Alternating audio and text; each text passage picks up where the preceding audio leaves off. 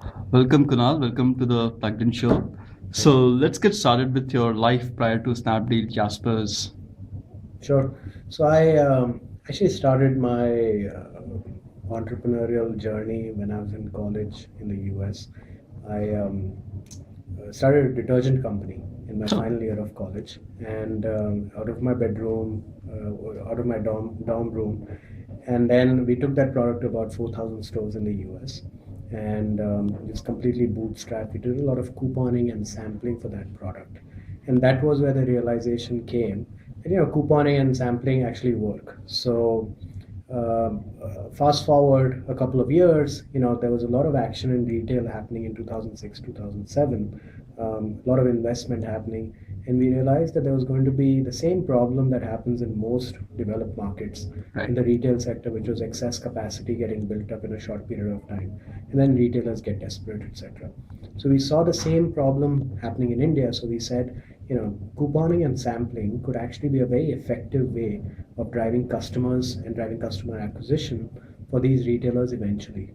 Honestly, we did not know exactly what we were going to do when we started, but before I moved back to India around early 2008, end of 2007, we met with a lot of companies in the US in the couponing space. People who were doing internet coupons, mobile coupons, Right. coupon books, just to learn if there's what were how have their businesses grown over a period of time. Uh, then what we realized eventually was that once we started the business here, all of that knowledge had to be thrown out of the window. It was barely relevant here. Right? The Yeah. market was very different. I remember when me and my colleague, my co-founder and friend Rohit, we went to retailers to talk about coupons. They used to be like, coupons? What coupons? We don't know what Yeah. coupons are. We Exactly. don't do coupons. Our brand, right? So we realized that the market had to change in terms of its mindset from a marketer's standpoint for this business to become viable. Fortunately, around that time, the recession happened, right? And suddenly, because the recession happened while the shit was hitting the fan across most industries and the economy, for us it was actually a fortunate event because Interesting. retailers suddenly had a lot of inventory, and retailers suddenly, whether if it was a services retailer, he had his store completely empty. So he was more open to actually come and talk to us, and or let us talk to them about what we can do for their business in terms of acquiring customers. Rewind a little bit. I Yeah. started the company with Rohit, who is my a close friend from school, who went to IIT Delhi, and then used to work with Capital One. So we started the business together. We had always thought about doing something together for many years. Every time I was studying at Wharton, so when I used to come back to India in winters or summers, we would spend a couple of days just thinking about new things we could do. So this was a great partnership because he was analytical, technical. I was more sort of generalist who knew nothing. And so we started operations in about June of 2008, and we realized that in our kind of business, a single product company would never become a large business. Right. And we realized that early on. And contrary to a lot of advice that a lot of people gave us, especially from the investment community, we said that this business, to become a large business in a reasonable time period, which is in our view was 5 to 7 years, we would have to take a portfolio approach. Right. And this business is going to be more of an offline scale marketing business as compared to a pure play technology business. And also because we didn't have any core technology skills between the two of us, Yeah. we didn't really, the first instinct we had was not, let's build a website. Right. The first instinct for us actually was, how do we make money this month, right? And I think that helped us a lot because that got us to create cash flows very quickly in the business. And I think 4 or 5 months into launch, the recession happened, or the market really tanked in November. We at that time we had started talking to some investors.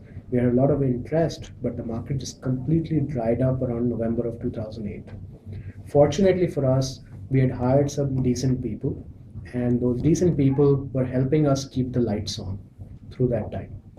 Um, I remember there was this great around I think 5 6 months, around November 2008, when we almost had a term sheet signed by a large venture capital firm in India. We thought everything was going to go great now, but what happened at that point was. I guess we didn't manage our finances well enough that we had to pay about, I think, around 5 lakhs of salaries the next day, the 7th of December.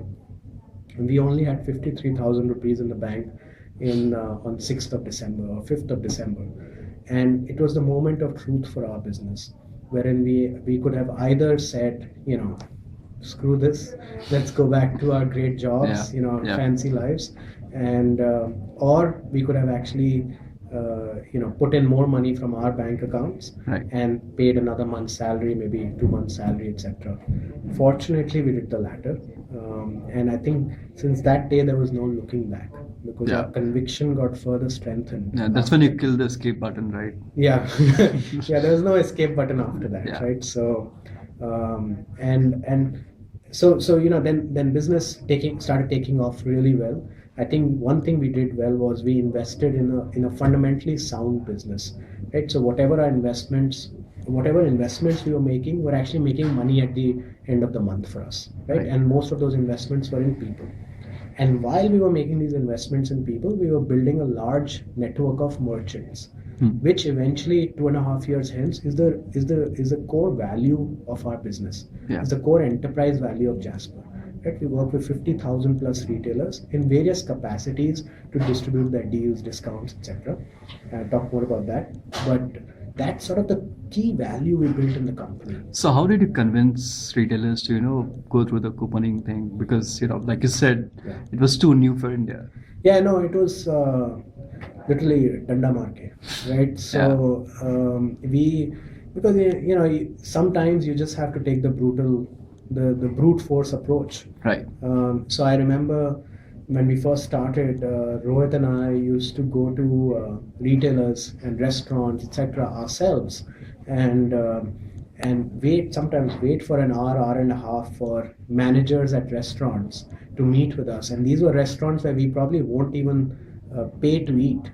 And that was a great learning experience for us. It's a great, it brings a very, very intrinsic humility to you. You may have degrees from IIT and you may have degrees from Wharton and all that, worked at fancy companies, but as an entrepreneur, where the rubber hits the road, none of that matters.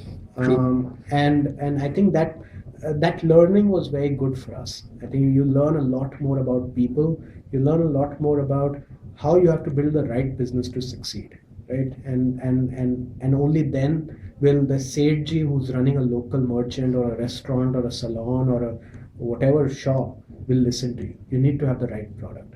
I think that approach of being very hands-on helped us a lot, because when we hired our second, third, fourth employees, all those guys we handheld, took to the stores, coached them how to talk to retailers, how to convince them, how to educate them about what discounts and done the right way, structured in the right way, can do for their business. And most of those guys are still with us and probably making a lot more money than they could have made at any other company, and with teams larger than they could have ever thought of at the age that they are at right now, right?